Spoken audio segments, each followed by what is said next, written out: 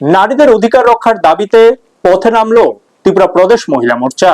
নারীদের অধিকারের অপমান সহ্য করবে না হিন্দুস্তান, এই স্লোগানকে সামনে রেখে রাজ্যে আয়োজন করা হয় জন আক্রোশ ও ধিক্কার মিছিল।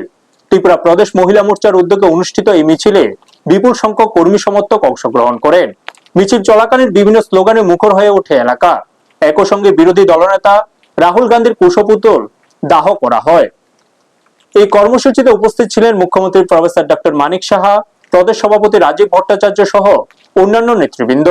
তারা নারীদের নিরাপত্তা ও সম্মান রক্ষার বিষয়টি গুরুত্ব দিয়ে তুলে ধরেন এবং এই ধরনের আন্দোলনের প্রয়োজনীয়তার উপর জোর দেন। ব্যুরো রিপোর্ট, নিউজ তৎকাল 24। করার জন্য রাজনীতির মধ্যে নিজেদেরকে যে প্রতিষ্ঠা করতে চাইছি, এই ধরনের দীর্ঘ এটা কিন্তু কোনো এরকম ব্যাপার নয় যে কেউ কাউকে টোকেন দিচ্ছে, মানে ভালোবেসে টোকেন দেওয়ার কোনো ব্যাপার ছিল। এটা একটা মূলত মহিলাদের একটা অধিকার, যেটা দীর্ঘদিন ধরে কিন্তু এটা